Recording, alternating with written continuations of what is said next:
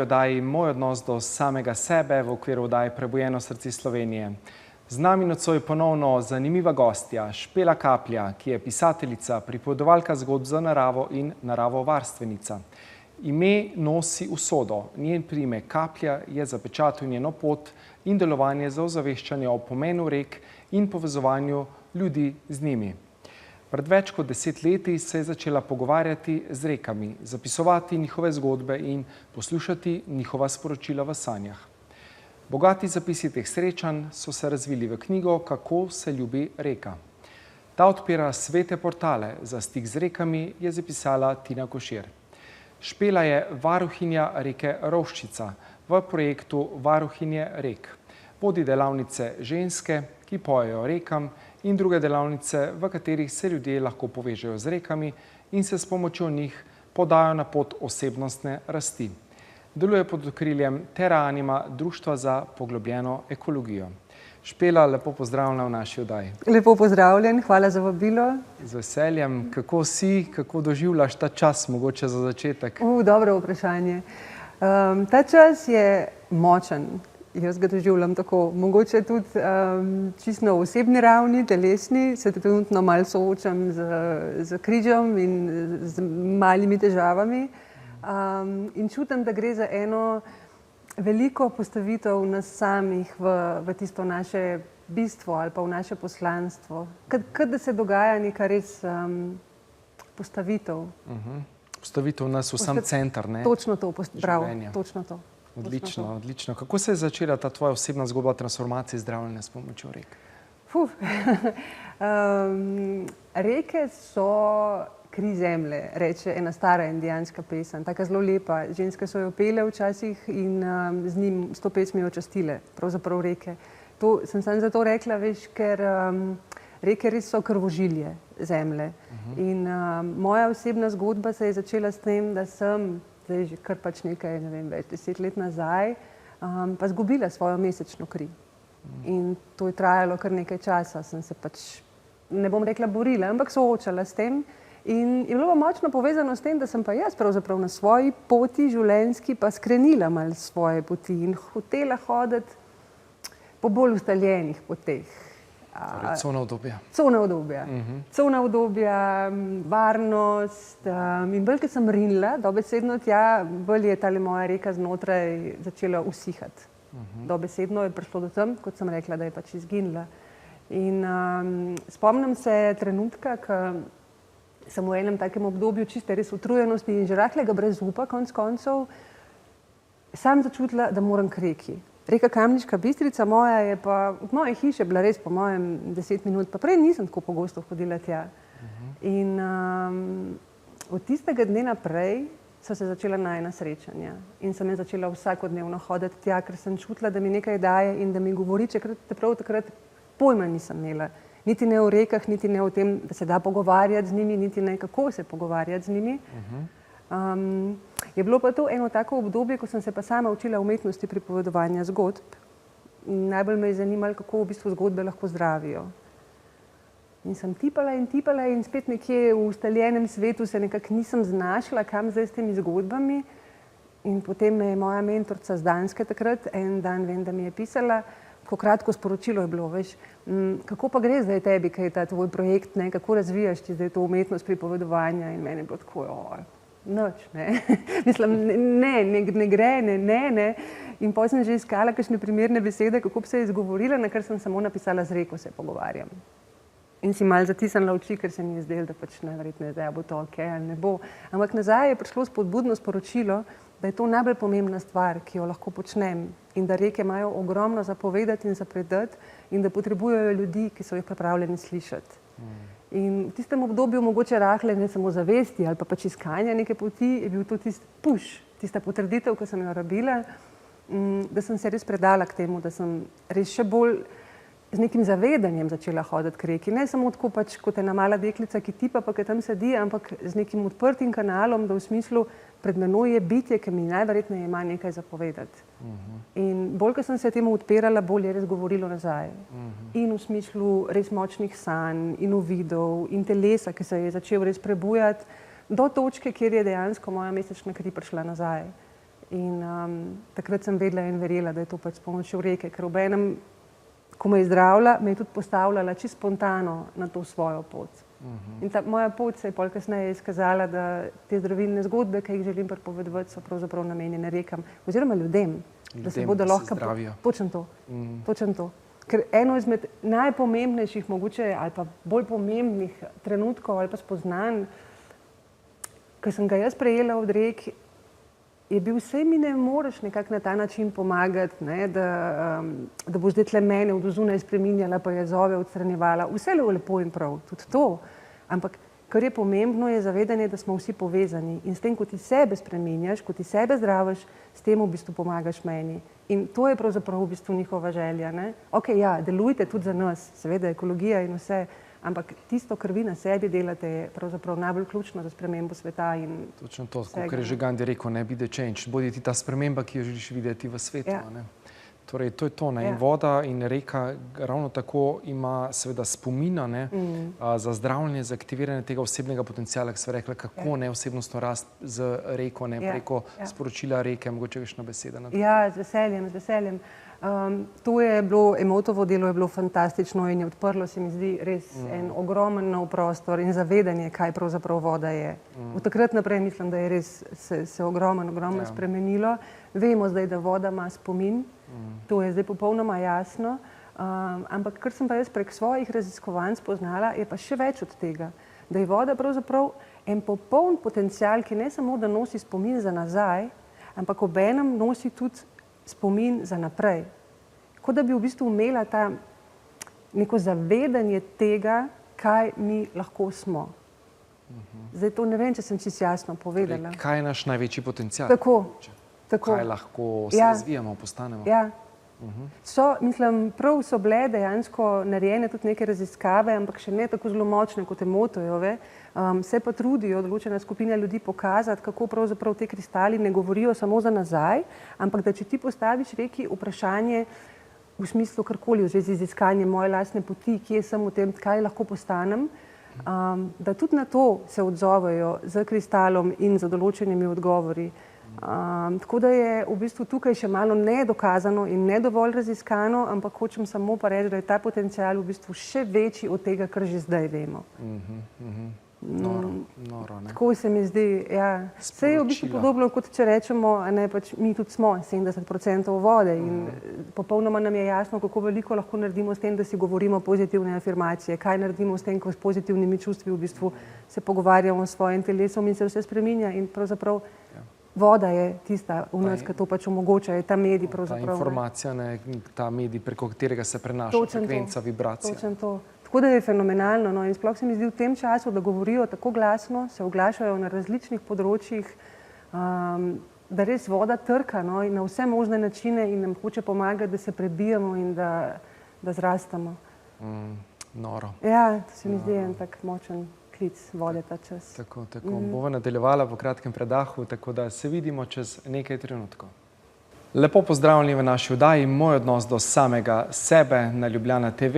Ja, podnaslov Kako do osebne rasti s pomočjo rek. Ja, Špela, kako nam lahko torej ta odnos z reko pomaga pri osebni rasti? Mogoče kako ti to v delavnicah ljudi vodiš, kakšna sporočila dobivajo ljudje in sama preko rek? Wow, zelo dobro in obsežno vprašanje. Moja prva izkušnja, lastna osebna, o tem sem že govorila, ampak čisto mogoče kot praktično, je bila, da mi je reka pripovedovala zgodbo. Jaz sem ves čas bila prepričana, da zapisujem njeno zgodbo. Nisem se pa dolgo ne zavedala, da pravzaprav mi podaja nazaj zgodbo, ki je v resnici tudi moja zgodba. In ko sem se jaz tega zavedla, se je zgodilo eno veliko zdravljenje, ker sem videla, da pravzaprav ta zgodba razkriva način, moje stare rane, moje stare travme. In takrat sem se zavedala, da reke segajo res v naše jedro. Prav tam se nas dotikajo, se prav v ta center sežejo. Tudi spet se lahko vrneva tja, da so reke kri zemlje, se pravi ta življenjska energija in na tem področju zdravijo. Zdaj, na kakšen način pa do osebnostne rasti samo res z odnosom. To je zdaj zelo tako spet široko, pa se lahko sliši zelo preprosto, ampak ni. Ker v resnici že samo s tem, da se jim odpremo res samo odpremo in samo zavedanjem, da je pred nami reka, jasno, ampak da je to živo bitje z neko svojo kvaliteto, z neko svojo energijo in s pripravljenostjo, da smo jo pripravljeni slišati na kakršen način koli že bo, ker imamo ljudje različne kanale. Nekateri mu lahko prek giba, nekateri mogoče prek tkanj, nekateri preko videov, ampak samo s pripravljenostjo to sprejemati in je noro, kako se začnejo odzivati, kako začnejo v bistvu dejansko delovati. Kaj da bi rekla, da to se zdaj spet mogoče malo tako preprosto sliši, ampak jaz sem se velikokrat pohecala, da moj odnos z rekami je bil najboljši terapevtski session v mojem življenju, pravzaprav je bil največji, a pa tečaj osebnostne rasti. Bistveno je bilo pa samo moja pripravljenost, da sem na sporočila, ki so prihajala, vedno znova rekla ja, ok, in se vprašala, torej, kaj to govori v meni, kako ima to veze z mano in potem to ukomponirala in tudi do zunaj so se začele ogromne spremembe dogajati. Kakšne so bile tiste mogoče kakšne velike transformacije, nam lahko zaupaš? Ja, lahko, ja. Velike transformacije so bile v odnosu, se pravi v osebnem odnosu, do sama sebe, ok, to sva že rekla, ta je itak ključen, ampak recimo popolnoma sem spremenila način življenja, se pravi v tistem obdobju sem stopila ven in začela skupaj z dvema prijateljicama soustvarjati center. Ne moramo reči popolnoma samooskrbni, ker to ni, ampak je pa tako drugačen in živi po drugačnih načelih. Stopila ven iz tega, da pač prej sem tudi delala v nekakšnih navadnih službah, no, če lahko rečem, v sistemu. Dobesedno sem stopila ven iz sistema, hvala za to besedo, da ne bom preveč časa porabila. No. V bistvu to je bilo tisto, stopila ven iz sistema in popolnoma stopila v svoje čevlje in začela živeti v bistvu svojo pot. Torej ti je pomagala, da greš v svoj polni potencial. Ja, točno to. In točno to je tisto največje darilo rek, ker meni se zdi, ne znam tega mogoče dosti dobro opisati, ampak se mi zdi, da one točno vejo, da bi ga videli, da so jasnovidne in točno vejo, kaj je tisti naš največji potencial in v pogovoru z njimi nas začnejo v bistvu usmerjati, da začnemo mi rasti in se razvijati proti tja gor. In to je pravzaprav tisto, no, ker so meni v njihovem sporočilu razkrili, da to je tisto, kar si želijo. Ljudi, ki bi ne nujno bili, ker smo zato na zemlji, da se učimo, ampak ki bi pač segali proti svojemu najvišjemu potencialu. In one tukaj so, da nam pomagajo. No, in tudi zemlja je neskončna zavest. Mati zemlja Gaja Sofija, ki ima neskončno zavest. Tako so reke del zemlje. In vse je energija, vse je vibracija. Bi mogoče kakšno sporočilo zdaj, da vidiva, kje se odpre, kakšne reke. To je tvoja knjiga, kako se ljubi reka. Mogoče pokažemo. Tako da mogoče kje se odpre. Čakaj, tlele naproti koncu so. Čakaj, tle so še pisma. Aha, Svečenica, Soča. Soča, pa sem že prej imel v mislih Soča, evo, pa se je tle odprlo. Kakšno je sporočilo Soče? Wow, a lahko ti se malo želim. Lahko ti ga tudi jaz povem, sam zelo mi je všeč, ker je to lepo dober, samačken. A lahko preberem? Lahko.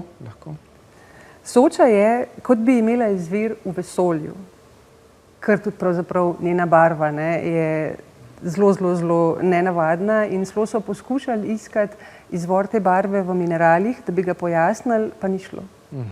Tako da ta njena barva je fenomenalna in se pravi, ok, kot bi imela izvir v vesolju.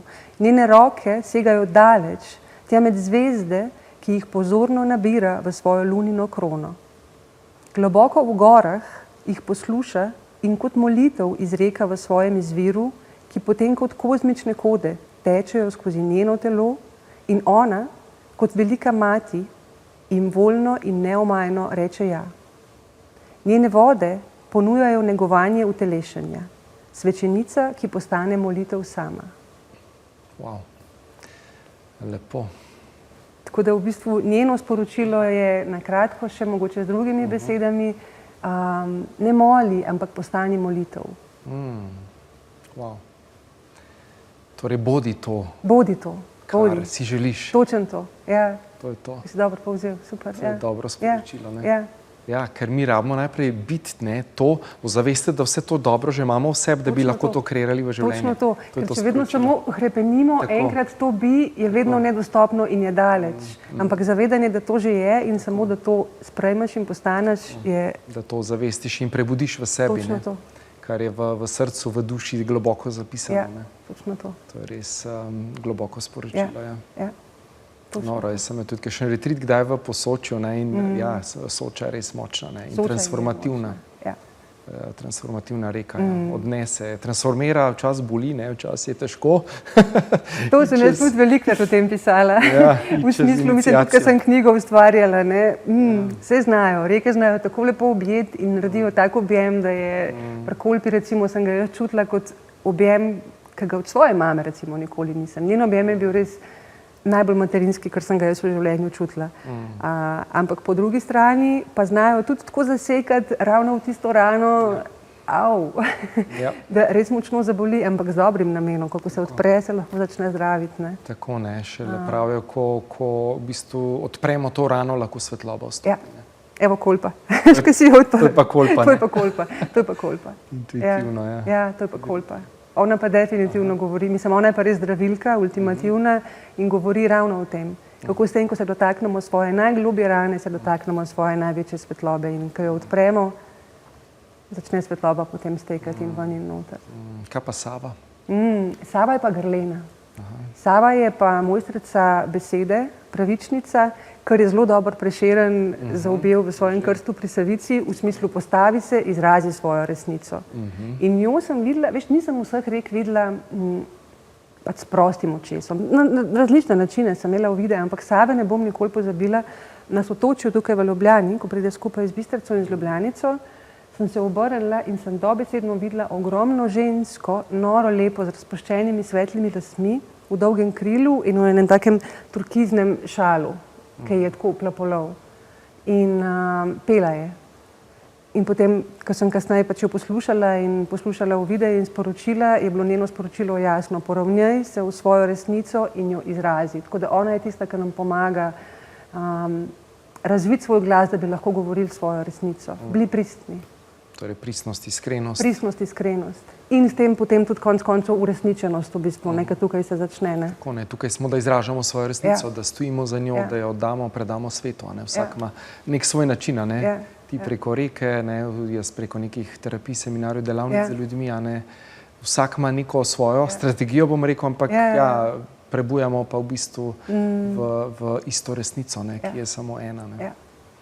Odlično, odlično. Torej, kako torej komunicirati z reko? Na katere ravni mogoče deluje? Kako se povezati s svojo reko? Ker reke ustvarjajo pokrajine in tudi vplivajo na ljudi, ki živijo ob tej reki. Mogoče kakšna beseda. Tu si zelo, zelo dobro rekel. Ja, reke dejansko s tem, ko se valijo, ali z gora, ali če so nižinske reke, pač po ravnem, da bom tako rekla, ampak nosijo s sabo te ogromne skale, jih drobijo v prod, da ustvarjajo v bistvu rodovitno zemljo. Obenem v bistvu s tem, ko plešajo, ko se razlivajo, ustvarjajo pokrajine. In lahko ostanemo na tej ravni, se pravi fizičnega sveta in rečemo, reka teče ta tukaj le mimo nas, je tako oblikovala svet. Ampak nekaj, kar je pa čista res resnica, je, da pa v bistvu s tem ustvarjajo tudi nas. Tako kot pač ustvarjajo to rodovitno zemljo, ustvarjajo tudi nas ljudi, ki živimo ob njej. Se pravi, kar hočem reči, da smo pravzaprav tudi mi, tako kot zemlja, nekako plemeniteni s to njeno modrostjo ali pa s tem njenim energijskim zapisom. Tako da v bistvu spoznati svojo reko, tisto, ob kateri živimo, je res izjemno darilo. Ker s tem je v bistvu, kada bi začeli v bistvu prejemati informacijo o tem našem najvišjem potencialu. Ker zanimivo je, jaz, ko sem reke spoznavala, res dejansko vsaka je svoja, vsaka je svoj karakter. Jaz jih opisujem kot ženske, ampak gre se bolj za njihovo, kaj ne rečem, energijsko kvaliteto, tisti njihov značaj, ki ga imajo. In povezovati se s svojo reko, v svojem kraju, pomeni povezovati se s tem, kar je tvoj najvišji potencial.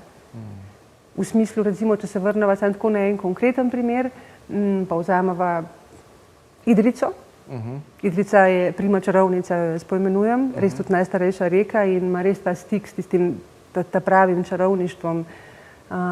In v bistvu to bi pomenilo potem prepoznavati njo, prepoznavati svoje sposobnosti, ne nujno, pač jaz mislim, da boš pa zdaj jasnovidec nujno, saj je veliko načinov, recimo pač, a ne,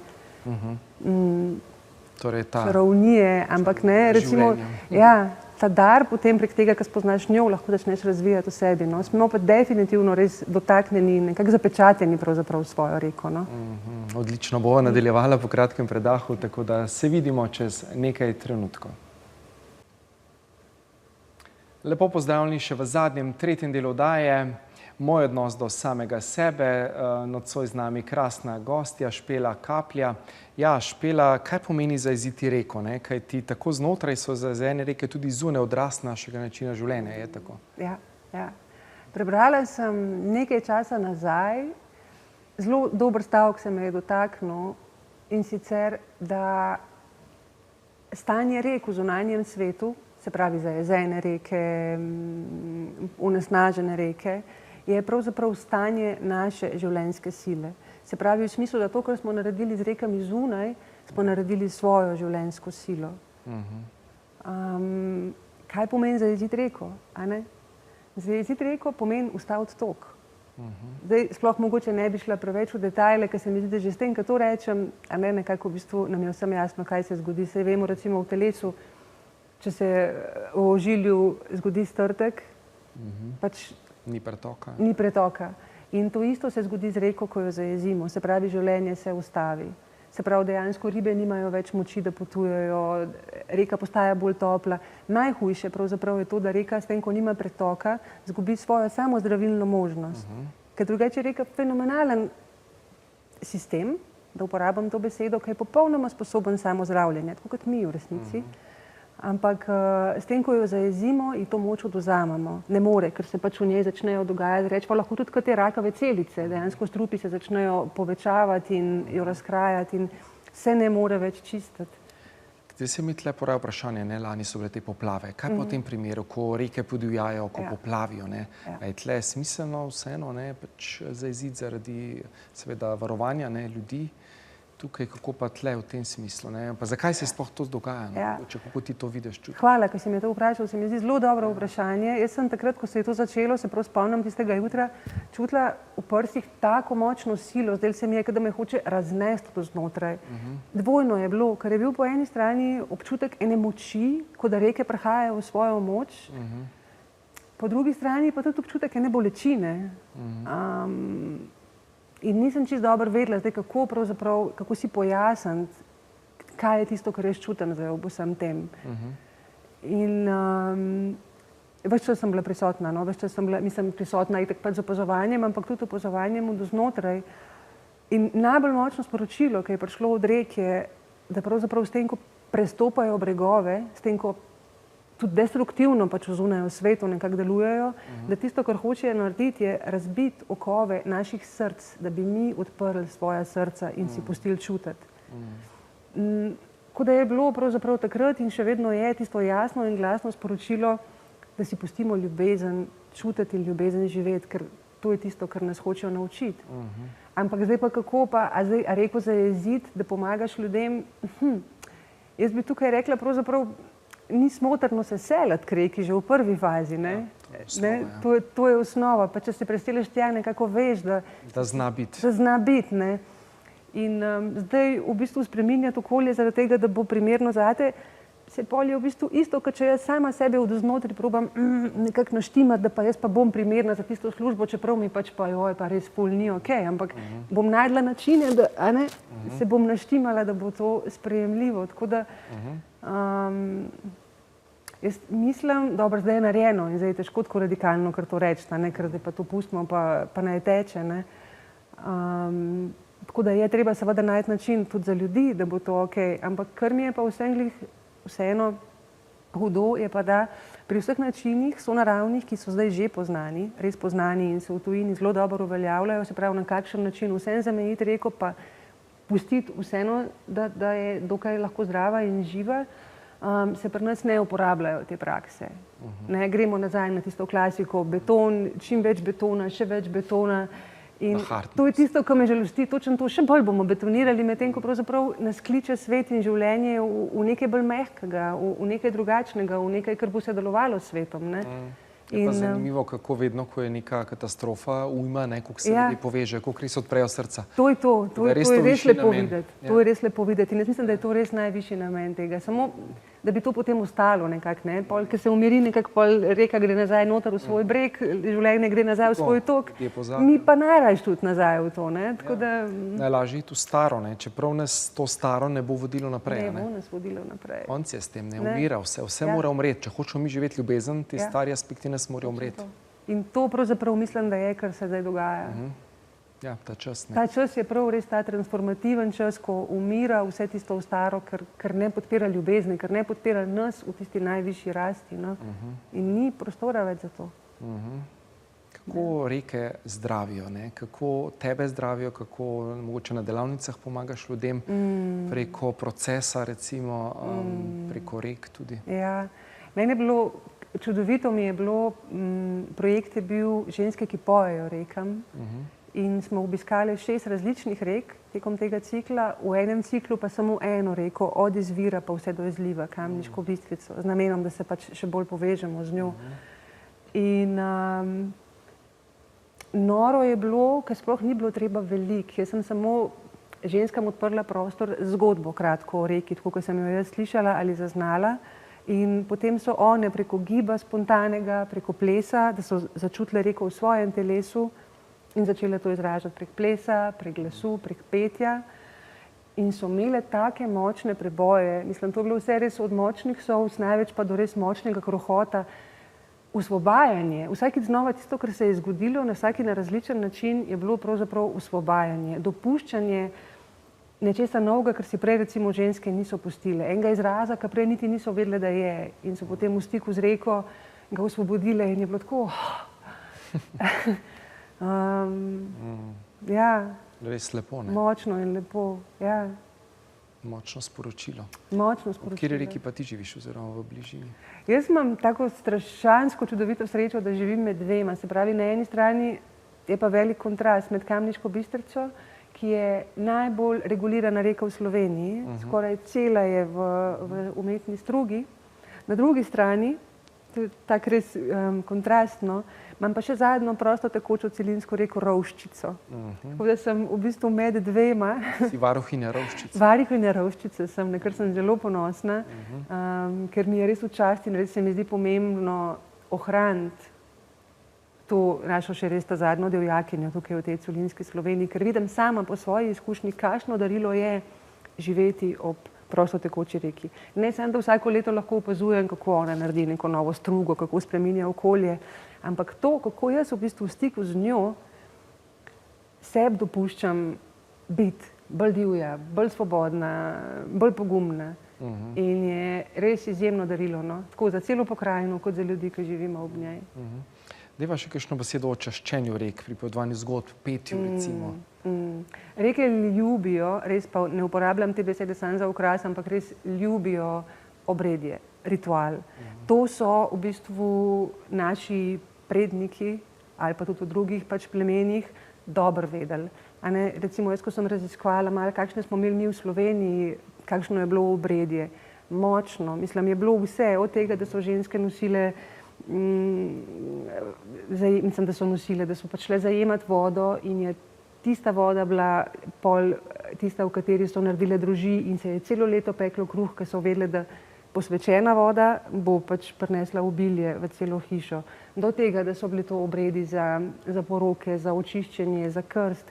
To je bilo v bistvu vse povezano in prav v vseh ciklih leta so bili znani običaji, ki so jih pač ljudje delali. Zdaj nimava časa za to, ampak včasih je to bilo zelo močno in zelo dobro razvito in ljudje so vedeli, voda je vir življenja. Stara ljudstva so to vse poznala. In so tudi vedeli, vodo je treba častiti na ta način. Se pravi, ne jo imeti za samoumevno, jo čuvati in jo častiti kot največjo svetinjo. In to je bilo res v obredju, tudi pesmi potem različne, obleke različne. Res lepo je to bilo in se je že v pol izgubilo v obdobju krščanstva, ampak zdaj zelo močno prihaja nazaj. valjda mislim, da ne moramo ponavljati tistih starih, ki ni namen, da so časti drugačni in moramo razviti nove stvari, novo obredje. Tako da tisto res, kar reke najbolj ljubijo, je pesem in je obred in je pripovedovanje zgodb. To imajo strašno rade in jaz tudi vidim, kako se res na fizični ravni včasih opaziš, kako se na vodi naredi sprememba, kadar začneš peti. In sploh ne rabi biti to neke posebne pesmi, najbolj posvečeno je, če prihajajo iz nas. In zdaj, če je pa to še skupina, točno to, spontanega, odprtega srca, to je tisto, ki imajo najbolj rade in na kar se najbolj odzivajo. Tako da jaz sem ob svoji reki, nisem nikoli pela prej, ob svoji reki sem pa začela peti čisto zato, da bi jo počastila s tem. In potem je to postalo. Ne! Eno reki, kateri si pela? Ne, joj, strašno, res ne povem dobro drugače. Pela sem Kamniški Bistrici drugače. Pa sporočilo mogoče tega, ne? Čisto preprosto je bilo, lahko probam zapeti, joj, ja, groza. Še za zaključek. To pa je zdaj izziv. No pa dajva. Dajva probati. Reka, hvala ti, hvala, ker živiš. Reka, hvala ti, življenje me budiš. Reka, hvala ti, hvala za vsak dan. Reka, hvala ti, rada te imam. Te lepo poješ. Ja, hvala, no, ja. Bistveno je, da je iskreno. To pa je. Se je čutilo, da je iz srca. Odlično. Mogoče samo še zaključno sporočilo za naše gledalke, gledalce, ki bi jim želela sporočiti glede rek tvojega poslanstva. Ja, jaz bi vas res povabila k temu, da se odprete svojim rekam, da se na vse možne načine, pa na najbolj preprost način v resnici poprijateljite z njimi. Samo preprosto spoprijateljite. Se pravi, na tak preprost način, v smislu, ko greste na sprehod, da se ne gledate samo kot vodo, ki teče mimo, ampak da se vprašate, oziroma vprašate njo, kdo pa si? Kot da bi srečali človeka, ki ga želimo spoznati. Z ljudmi nam je lažje, ko govorijo isti jezik, ampak tudi reke govorijo v jezikih, ki jih lahko razumemo. Tako da k temu bi vas nagovorila. Ja, razvijajte stik, povežte se svojo reko in potem v tam naprej. Odlično, odlično. Hvala ti, Špela, da si bila moja gostja v naši oddaji Moj odnos do samega sebe, v okviru oddaji tudi Prebujeno srce Slovenije. Hvala ti, ker si. Hvala za tvoje lepo poslanstvo in ja, hvala torej tudi vam, naše drage gledalke in gledalci, da ste bili tudi nocoj z nami v naši oddaji in se gledamo prihodnji ponedeljek ob 17. Uživajte življenje.